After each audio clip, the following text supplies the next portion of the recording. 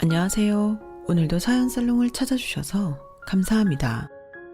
남편과 함께 5살 아들을 키우고 있는 여성이에요. 저희 부부는 작년 이맘때부터 시댁과 연을 끊고 살고 있어요. 처음부터 시부모님과 척을 지고 살 생각을 했던 건 아니에요. 한때는 저도 시댁과 잘 지내려고 부단히 노력을 했었거든요. 하지만 아무리 노력을 해도 안 되는 게 있더라고요. 그래서 결혼 5년 만에 결단을 내리게 된 거죠. 그 일로 시부모님을 비롯해 집안 어른들께 지탄과 욕을 들었지만 지금에 와서 생각해보면 그때 그렇게 연을 끊은 게 다행이다 싶어요. 그때 그렇게 시댁과 연을 끊지 않았다면 남편과 이혼하고 내 아이를 외롭게 만들었을 테니까요. 그래서 그때의 결정은 내 가정을 지키기 위한 최선의 선택이었다고 생각합니다. 저는 어릴 때부터 해외에서 생활을 해왔어요. 아빠 직장 때문에 세계 곳곳을 누비며 살아야 했거든요. 남미 국가에서도 살아보고 미국, 독일, 홍콩, 태국에서도 살았어요. 그렇다 보니 제 유년 시절은 혼란의 시기라고 해야 맞을 것 같아요. 정체성을 확립해야 할 시기에 어디서도 정착하지 못하고 메뚜기처럼 뛰어다니며 살다 보니 고생이 많았거든요. 물론 이런 경험들이 성인이 되어서는 사회생활을 하는데 많은 도움이 되었지만요.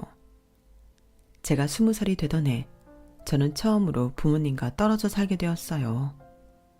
당시 부모님은 아빠 직장 때문에 방콕에서 살고 계셨는데 제가 서울에 있는 대학에 입학을 하면서 그렇게 된 거였죠. 어릴 때부터 집에서 한국어를 사용했기 때문에 의사소통에는 문제가 없었지만 대화가 조금 깊이 들어가면 외국에서 살다 온 티가 안 날 수 없었죠. 일단 유행어나 관용어, 그 밖에 특이한 한국 습성 등이 제게는 낯설기만 했거든요. 처음엔 제가 스페인어를 비롯해 사개국어를 구사하니까 혹해서 다가왔던 친구들도 사소한 일상에서 통하지 않는 부분이 발견되자 서서히 멀어지기 시작했어요. 원래 성격이 쾌활하던 저는 그때부터 조금씩 내성적으로 변하기 시작했죠. 네가 외국에서만 살아서 잘 모르나 본데 한국에서는 그러면 안 돼. 친구들은 툭 하면 했던 이 말은 마치 제가 이방인이 된 것처럼 느끼게 했어요. 그래서 대학을 졸업하고 직장에 들어갔을 땐 일부러 사람들과 깊게 사귀지 않으려고 노력을 했죠. 업무적으로만 엮였을 땐 적어도 그런 말을 듣지 않았으니까요. 오히려 다국어를 구사할 줄 아는 유능한 직원으로만 비춰질 수 있었거든요. 저에 대한 상사와 동료들의 평가는 유능하고 자기 관리에 철저한 사람이었어요. 물론 사적으로 연락도 않고 업무 외 시간엔 철저히 철벽을 치고 살기 때문에 다가가기 어렵다는 말도 듣긴 했지만요. 적어도 사람들 눈에 내가 한국 사회에 적응을 못하는 사람이란 걸 들키지 않은 것 같아서 다행이다 싶었죠. 그런데 저희 부서에 새로운 팀장이 오면서 제 일상에 변화가 생기고 말았어요. 팀장은 입사 때부터 능력을 인정받아 대리를 따자마자 해외 지사로 발령받았던 사람으로 일 처리도 빠르고 유능한 사람이었어요. 잦은 야근으로 부하 직원들을 귀찮게 하지도 않고 남의 성과를 가로채는 파렴치한 짓도 하지 않아서 부하 직원들한테도 인기가 좋은 사람이었죠. 게다가 훈남이라서 여직원들한테는 특히 인기가 좋았어요. 그런데 이렇게 평판이 좋은 팀장이 유독 저한테만 까칠하게 굴지 뭐예요. 상은 씨는 우리 회사가 마음에 안 듭니까? 왜 매번 회식 자리도 빠지고 동료들과 업무 분담도 하지 않는 겁니까? 회식 참여는 강제가 아닌 걸로 알고 있는데요. 업무는 제가 맡은 일이니까 제가 끝내는 게 맞다고 생각하고요. 그러자 인상을 찌푸리며 저를 한참 보더니 알겠다고 하곤 가버렸어요.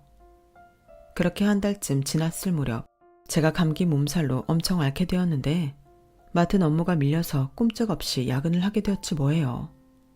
몸에서 열은 펄펄 나고 온몸이 쪼개지는 느낌인데다 약기운에 정신까지 몽롱해서 정말 이대로 딱 죽겠구나 싶었죠. 하지만 누구한테 도움을 청할 수도 없었어요. 회사에 친한 동료도 없었고 사수한테 말하는 건 내 능력이 부족하다는 걸 스스로 증명하는 것 같았거든요. 그래서 혼자 사무실에서 야근을 하는데 누가 저를 부르는 소리가 들리더라고요.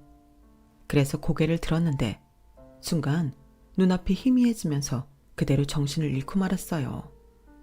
눈을 떠보니 병원 응급실이었어요.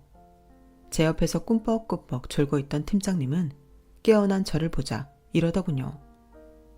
이제 정신 좀 들어요. 하마터면 권상은 씨 죽을 뻔했어요. 아니, 그 몸으로 야근까지 하면 어떡합니까? 목숨이 둘셋은 돼요. 암튼 회사엔 병가 처리할 테니까 며칠 입원해서 치료받아요. 감기 우습게 앓았다간 큰 코 다친다고요. 팀장은 투덜거리면서도 제 걱정이 됐었는지 사소한 것 하나까지 다 챙겨주었어요. 팀장님, 저 이제 괜찮습니다. 늦었는데 그만 돌아가세요. 아무리 팀장이지만 그리 탐탁치 않은 부하 직원, 병수발까지 할 필요는 없었는데도 팀장은 쉽게 자리를 뜨지 못했어요. 권상은 씨는 돌봐줄 가족도 없잖아요. 일반 병실로 옮기는 것까지만 보고 갈 테니까 신경 쓰지 말고 더 자요. 그때까지만 해도 저희 부모님이 해외에 계셔서 딱히 연락할 사람이 없었던 탓에 팀장은 몇 시간을 더 그렇게 제 곁을 지키다 돌아갔어요. 이틀간 입원해 있던 저는 주말 이틀을 더 쉬고 회사에 출근을 했어요.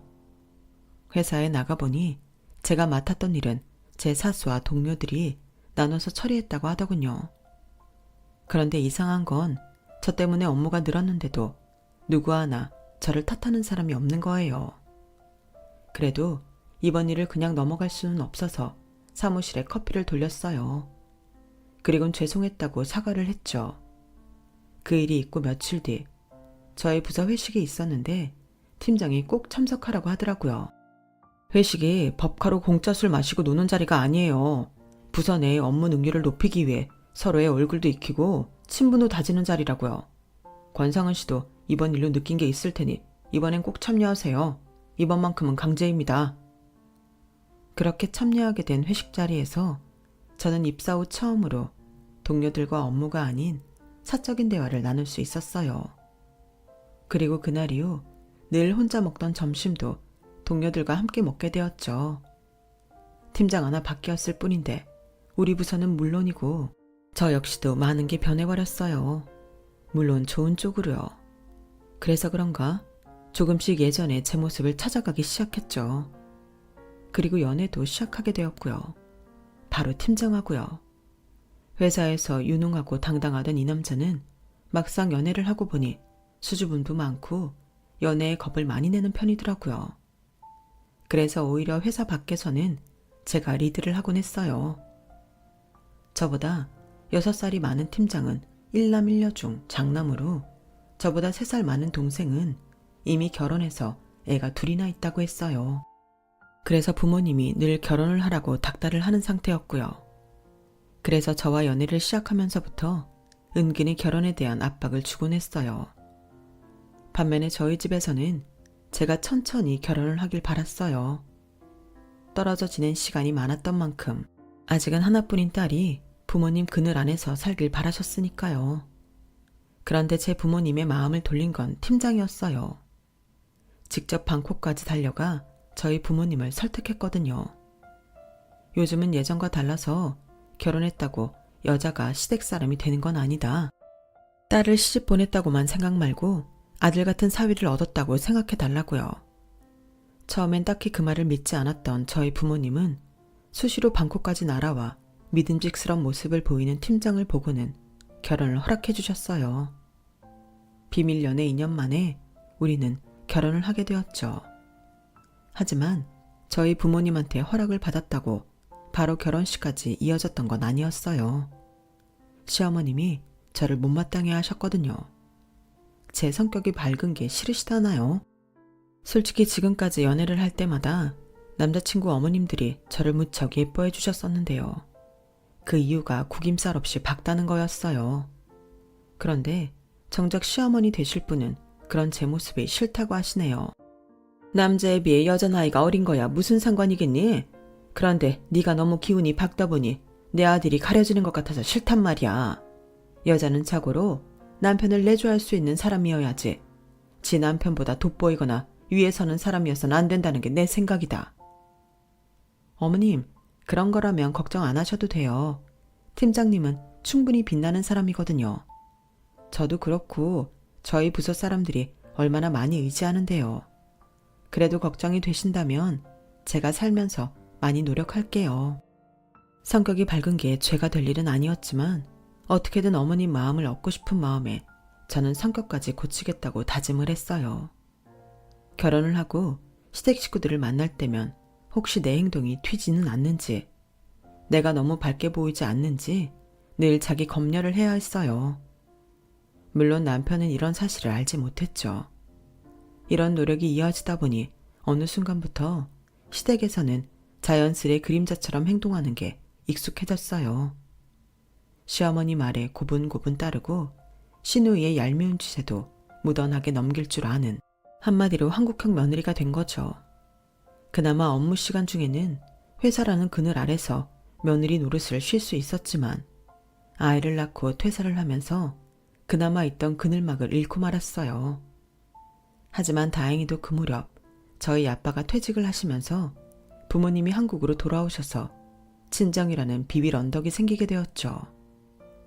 수십 년간 타지에서 회사 생활을 하며 바쁘게 살아오신 아빠는 퇴직 후 무력감에 힘들어 하셨는데 그때 마침 제 육아를 도와주시면서 다시 생기를 찾게 되셨어요.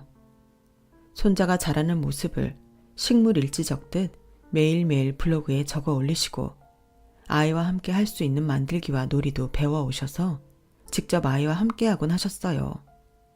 그러니 아이가 외할아버지를 따르는 건 당연한 일이었죠.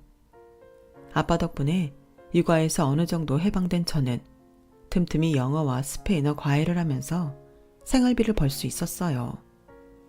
성인들을 대상으로 하는 거라서 시험 때문에 스트레스를 받지 않아도 되고 상황에 따라 스케줄도 변경할 수 있어서 저한테는 딱 좋은 일이었죠. 남들은 아이를 맡기면서 스트레스를 많이 받는다는데 저는 믿을 수 있는 친정 부모님한테 맡길 수 있어서 마음도 놓였어요. 대개 5살 미만의 아이들은 부모를 떠나 잘 놀다가도 밤이 되면 엄마를 찾으며 울기 마련이잖아요. 그런데 제 아들은 외할아버지만 있으면 엄마도 안 찾고 잠도 잘 자요. 그래서 아이가 기저귀를 뗄 무렵부터는 친정 부모님과 함께 제주도며 오키나와 같이 비행시간이 짧은 곳에 여행을 데려가기 시작했어요. 그러다 점차 범위를 넓혀서 태국, 캐나다, 독일까지 다녀오게 되었죠. 아빠 부임지이기도 했던 곳이라 현지에 아빠 친구분들이나 후임들도 계셔서 적은 비용으로도 알차게 여행을 할 수 있었어요. 저희 부부는 저희 부모님이 숙식을 책임져 주시는 덕분에 항공료 정도만 내고 여행을 즐길 수 있었죠. 그런데 이런 모습이 시댁에는 안 좋게 비춰졌나 봐요. 하루는 시누이가 제 별스타에 댓글을 남겼더라고요. 캐나다에서 친정 부모님과 함께 캠핑을 하는 사진 아래 글쎄 이렇게 남긴 거예요.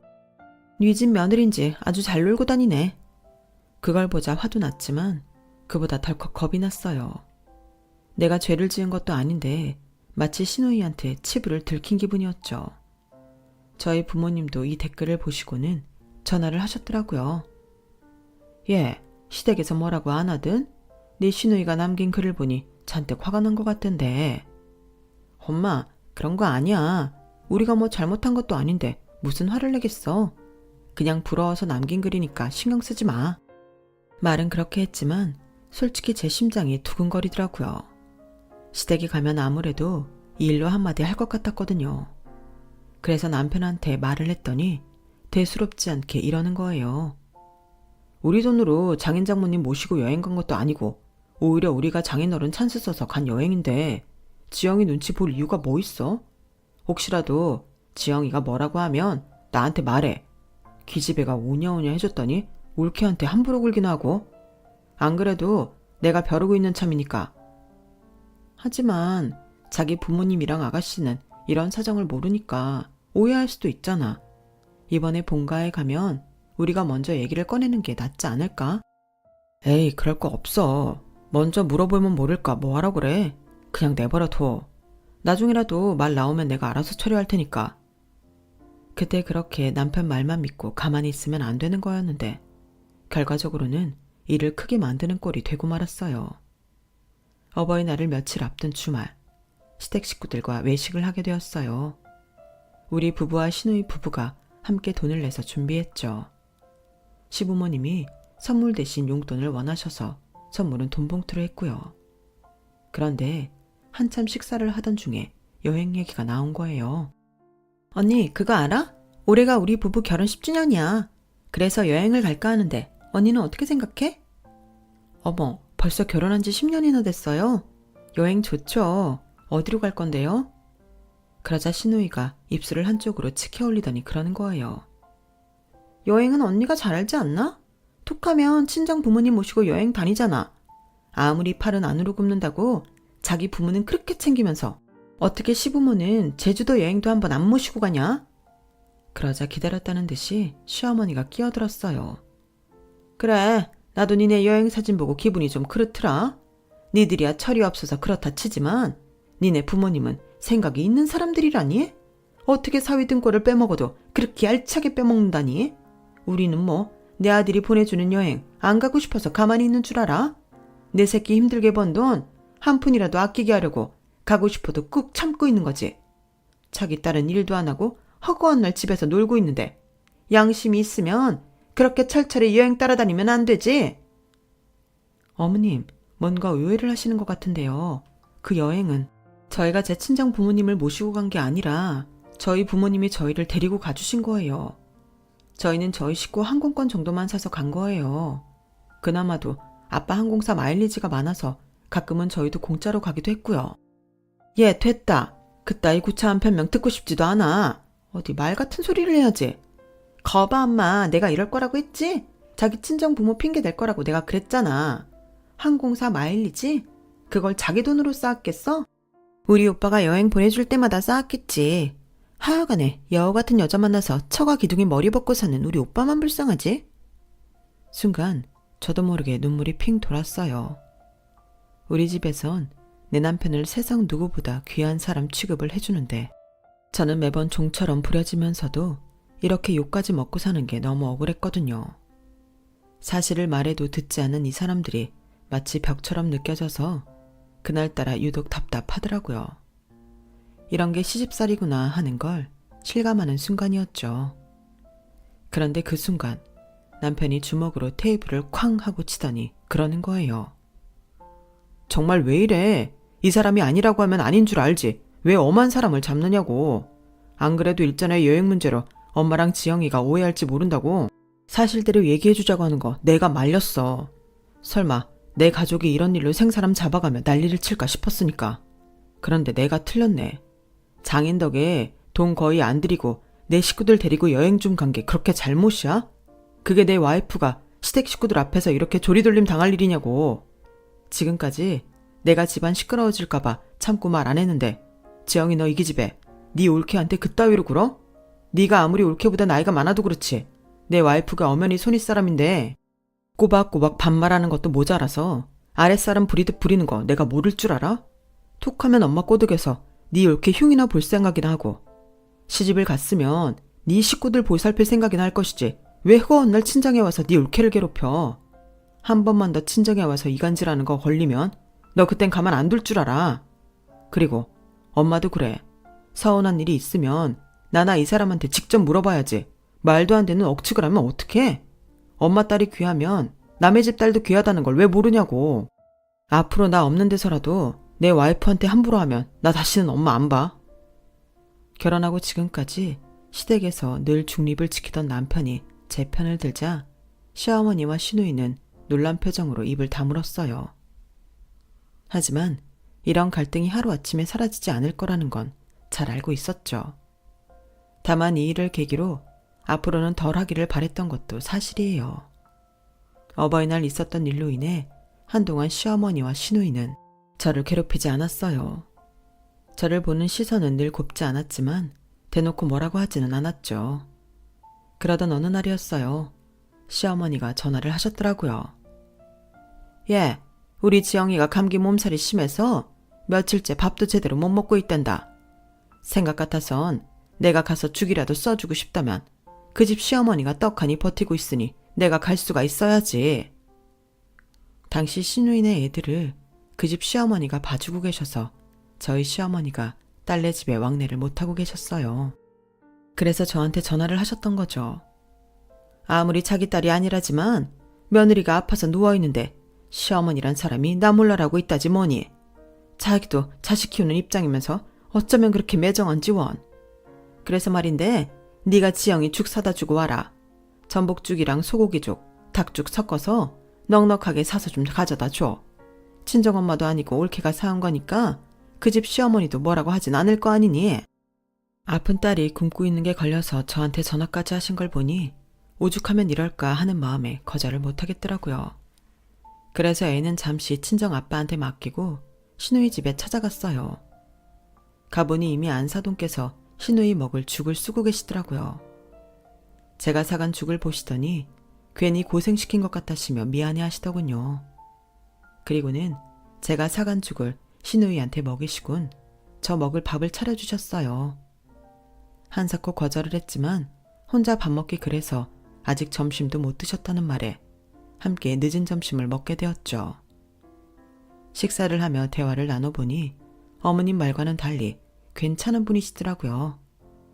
그렇게 점심을 얻어먹고 집으로 돌아왔는데 시어머니가 전화를 하셨더라고요. 시킨 대로 죽을 사다가 잘 전해졌다고 말하자 대뜸 넌 그 집까지 가서 네 시누이한테 밥까지 얻어먹고 왔다며? 그깟 심부름 좀 시켰다고 시위하는 거냐 뭐냐? 아픈 시누이가 차려준 밥이 목구멍으로 넘어가디? 세상에 아무리 애가 인정머리가 없어도 그렇지 어떻게 아픈 내 딸을 부려먹을 생각을 해? 내가 너 무서워서 어디 심부름이나 시키겠니? 왜?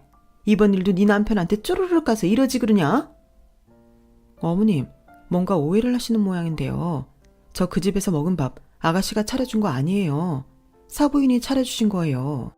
그리고 제가 밥 달라고 한 것도 아니고 사부인이 혼자 식사하기 그렇다고 같이 먹자고 하셔서 먹고 온 거라고요. 아무렴 제가 아픈 사람 부려서 밥 얻어먹고 오겠어요? 그러자 시어머니가 아무 말도 안 하시더라고요.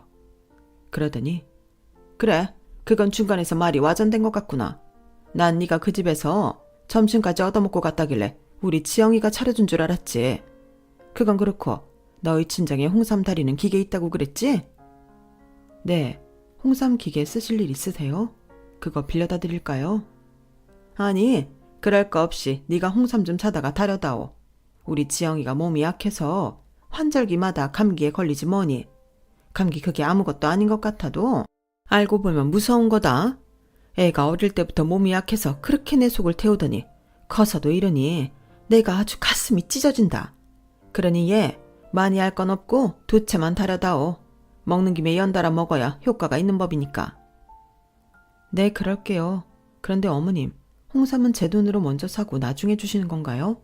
아니면 제 계좌로 먼저 보내주실 건가요? 솔직히 홍삼이 한두 푼 하는 것도 아니라서 당연히 그 돈은 어머님이 주실 줄 알았어요.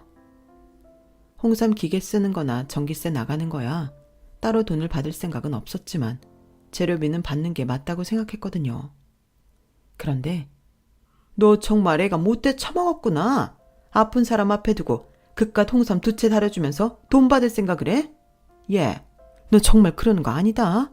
날이 날 때까지 내 시부모며 시누이들한테 너처럼 야박하게는 안 굴었어. 네 시누이가 누구냐? 네 남편한테는 하나뿐인 여동생이야. 그런데 손윗 사람이 돼서는 그깟 홍삼 몇 뿌리 공짜로 못 사주니? 네가 형제 없이 혼자 자라서 너밖에 모르는 거 내 진작에 알았다만 적어도 우리 집에서는 그러면 안 된다. 난 내 자식들 너처럼 이기적으로 안 키웠어. 그러니 잠만 말고 이번 주 내로 홍삼 다려다가 지영이한테 갖다 줘. 어머님은 맡긴 돈 찾아가는 사람처럼 당당하게 당신 할 말만 하고는 전화를 끊어버렸어요. 옆에서 그 통화를 함께 들으신 저희 엄마는 입술을 꽉 깨문 채 낮은 한숨을 쉬셨죠. 옆에서 자신 딸이 시어머니한테 어떤 대접을 받고 사는지 보셨으니 속이 말이 아닐 거예요. 그 마음을 알기에 저로서는 엄마한테 창피하고 죄송한 마음이 들었죠. 그래서 속에도 없는 말을 했어요. 원래 이러시는 분은 아닌데 딸이 아프다니까 신경이 예민해지셨나 봐. 엄마도 나 아프면 그러잖아. 그러니까 너무 속상해하지 마. 엄마는 긴 한숨을 쉬시고는 애 키우는 집이라 위험하니까 엄마가 저 대신 홍삼을 달여주겠다고 하시더군요. 삼도 엄마 돈으로 사다가 해주신다는 걸 억지로 말려서 제가 사다가 드렸어요. 남편이 쉬는 날 같이 가서 사면 편했겠지만 이번 일을 남편이 알면 또 한 번 집안에 큰 소리가 날 것 같아서 저 혼자 다녀왔는데 뒤늦게 그 사실을 안 남편이 노발대발했지 뭐예요. 진짜 우리 엄마지만 정말 이해가 안 가. 왜 며느리한테 이렇게 철판을 깔고 사시는 거냐고. 엄마가 당신한테 뭘 얼마나 해줬다고. 엄마가 매번 그러니까 지영이 그 기집애가 그 나이 먹도록 정신 못 차리고 지밖에 모르는 거야. 자기도 그래. 그런 일이 있으면 혼자 참고 넘길 일이 아니라 나한테 말했어야지. 자기가 우리 집에서 이런 데서 받고 살라고 내가 자기랑 결혼한 줄 알아? 회사에선 그렇게 똑부러지게 일하던 사람이 왜 우리 집 일에는 물러 터졌냐고. 자기가 받아주면 우리 엄마랑 지영이가 자꾸 더 말도 안 되는 강요할 거야. 그러니 제발 자진해서 당해주지 말라고. 알았어, 안 그럴게. 그런데 이번 일은 그냥 넘어가주면 안 될까? 지난번에 당신이 한바탕 한 뒤로 집안 분위기 냉랭하잖아. 왠지 그게 내 탓인 것 같아서 자꾸 눈치 보여. 앞으로는 나도 그냥 안 당할 테니까 이번은 조용히 넘어가자, 응? 제 부탁에 남편은 한 번만이라는 단서를 달고는 조용히 넘어가기로 했어요. 사실 이때까지만 해도 저는 시간이 흐르면 시어머니와 시누이가 조금은 달라지리라 기대를 했었어요. 사람은 뼛속까지 나쁜 사람은 없다고 믿었으니까요. 그런데 몇 달 뒤 내가 잘못 생각했다는 걸 깨닫게 되었죠. 갑자기 스페인어를 배우겠다는 사람이 늘어서 그동안 정신없이 과외 수업을 하게 되었는데 그 바람에 몸에 무리가 왔던 모양이에요. 처음엔 감기로 시작했던 게 시간이 지나자 상태가 심해져서 결국 폐렴으로 악화됐지 뭐예요. 새벽녘에 열이 40도 가까이 올라서 남편이 저를 태우고 급하게 응급실 달려갔어요. 그렇게 저는 며칠 병원에 입원하게 되었어요. 남편이 월차를 내고 제 옆에 있겠다고 하자 저희 엄마가 뜯어 말리셨어요. 엄마가 옆에 있을 테니 걱정 말고 회사 일 보라고요. 아빠는 아빠대로 저희 아이를 봐주시기로 하셨죠. 그렇게 친정 부모님 덕분에 마음 편히 지내게 되었는데 남편이 출근한 사이 시어머니가 병원으로 찾아온 거예요. 마침 엄마는 점심을 드시러 구내 식당에 내려가신 참이었죠. 평소엔 그렇게 못마땅해 하시더니 그래도 아프다니까 병문안까지 와주셨구나 생각했는데 어머님 말을 듣는 순간 그게 아니다 싶더군요. 그래, 병원에서 뭐라디? 죽을 병이라도 걸렸다고 그래? 어머님 말에 옆 병상에 누워 계시던 아주머니들이 황당해서 입을 떡 벌리시더라고요. 황당한 건 저도 마찬가지였지만 내색을 하진 않았어요. 어머니, 무슨 말씀을 그렇게 하세요? 폐렴이래요. 조금만 늦었으면 큰일 날 뻔했다고 하더라고요. 아이고, 아주 큰 병 걸리셨네. 그래, 병원에 네 발로 걸어온 거니? 아니요, 새벽녘에 열이 많이 올라서 그이가 데려다 줬어요. 제 말이 떨어지기가 무섭게 어머님은 얼굴을 붉히셨어요. 뭐? 그럼 내 아들이 잠도 설치고 너 데리고 병원까지 왔다는 소리냐? 새벽에 그 난리를 치고 회사에 출근을 한 거야? 얘, 너나 아플 거면 너나 아플 일이지 왜 내 아들까지 힘들게 하니? 그리고 감기에 걸렸으면 약 사먹고 후딱 나을 일이지 뭐 하느라고 빨빨거리고 다녀선 그 새벽에 내 아들 고생시켜. 하여간에 너라는 애는 하나부터 10까지 마음에 드는 구석이 없어. 길만 패려 없고 당장 일어나라. 그깟 폐렴이야 감기랑 다를 게 뭐냐? 집에 가서 약 먹고 한숨 푹 자면 다 나을 텐데 유나는? 네가 이러는 게 다 정신력이 약해 빠져서 그런 거야. 정신력이 강해봐. 감기 좀 걸렸다고 병원에 입원까지 하나. 애초에 감기로 입원까지 한다는 것 자체가 말이 안 돼. 이깟 걸로 입원하면 그게 다 누구 돈인데. 안 일어나고 뭐해. 당장 퇴원 수속 안 받고. 그때였어요. 식사를 마치고 들어오시던 엄마가 제 침상으로 성큼성큼 걸어오셨어요. 그리고는 굳은 얼굴로 제 시어머니를 보며 한마디 하셨어요. 그깟 폐렴이라고요? 유난을 떤다고요? 사돈, 참 사람이 이중적이네요. 당신 딸이 감기 걸렸을 땐 하늘이 무너지는 사람처럼 그 난리를 치고는 내 딸한테 시누이 홍삼까지 다려먹이게 했잖아요. 그래놓고 며느리가 아프다니까 정신력이 약해서 아픈 거라고요? 아휴, 아무리 팔이 안으로 굽는 거라지만 정말 너무하시네요. 아니, 내가 뭘 너무했다고 그러세요? 그리고 내가 언제 얘한테 내 딸 먹을 홍삼을 다려바치라고 했습니까? 얘가 자진해서 해온 거예요. 사람 아주 이상하게 만드는 재주 있으시네요. 그러자 엄마가 혀를 차곤 피식 웃었어요. 사돈, 이제 보니 성격만 못된 게 아니라 거짓말도 잘하시네요. 그날 전화 통화하는 거 내가 옆에서 다 들었는데 어쩜 눈 하나 깜빡 안 하고 거짓말을 하세요? 지금까지 이런 식으로 내 딸을 못된 며느리로 만들어 오셨나 본데 내가 안 이상 더는 그렇게 안 될 겁니다. 아니, 안 되면 뭐 어쩔 건데요? 얘들 이혼이라도 시킬 겁니까? 그러자 저희 엄마가 휴대폰을 내밀었어요. 휴대폰에는 하트 모양과 함께 사위라고 적혀 있었어요. 통화 상태였는지 휴대폰 너머에서 남편 목소리가 들리더군요. 엄마가 스피커 표시를 누르자 남편 목소리가 쩌렁쩌렁하게 들렸어요. 엄마, 정말 끝까지 이러시게요? 아픈 사람 찾아가서 꼭 그러셔야 되냐고요. 감기 걸린 엄마 딸은 중병 환자 취급하고 폐렴 걸린 며느리는 정신력 타령하는 엄마한테 그동안 기대하고 살았던 내가 미친놈이네요. 오늘처럼 내 부모가 창피했던 적도 없었다고요. 지난 6년 동안 이 사람이 엄마랑 우리 집에 얼마나 잘했는지 엄마도 알잖아요. 엄마 자식들보다 더 엄마 위해줬던 거 엄마도 잘 알면서 이런 식으로 대접하는 건 안 보고 살 생각을 한 사람이 아니고선 할 수 없는 짓이겠죠. 그러니 그때 따라 드릴게요. 저요, 오늘부로 더는 엄마한테 기대 안 하고 살 거예요. 그리고 내 아내도 더는 엄마한테 이런 말도 안 되는 대접 안 받게 할 거라고요. 그러니까 앞으로 우리 얼굴 보지 말고 살아요. 그냥 아들 하나 없다고 생각하고 사시라고요. 난 내가 사랑하는 아내랑 자식 끼고 평생 행복하게 살 테니까 엄마도 엄마가 아끼는 사람들 끼고 행복하게 사세요. 앞으로 우리 가정에 끼어들 생각 마시라고요. 휴대폰 너머로 들리는 아들의 모진 말에 시어머니는 그대로 주저앉고 말았어요. 병실에서 그 난리를 치고 가신 시어머니는 그날 밤 저희 집에 찾아가셨다고 하더군요. 제 남편 앞에서 눈물 콧물을 흘리며 엄마가 잘못했다고 싹싹 비셨지만 남편은 그런 어머님을 받아주지 않았어요. 그리고 그 일이 있은 지 1년이 지난 지금까지도 시댁과는 연을 끊고 살고 있어요. 저희 부모님은 부모와도 연을 끊고 아내를 택한 제 남편이 고맙기도 하고 미안하기도 해서 전보다 더 살뜰하게 대해주세요. 그래서인지 남편도 저희 부모님을 친부모님처럼 생각하며 살고 있고요. 결국 정신력 타령을 하며 며느리를 괴롭혔던 시어머니는 말년에 당신 아들을 통해 정신교육을 톡톡히 당하게 된 셈이죠.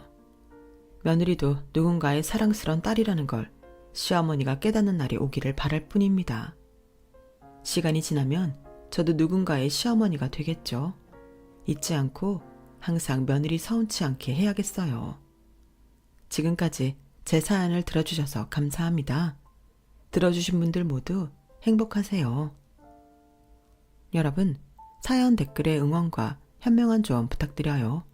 좋아요와 구독은 저에게 큰 힘이 됩니다. 오늘도 좋은 일 가득하세요.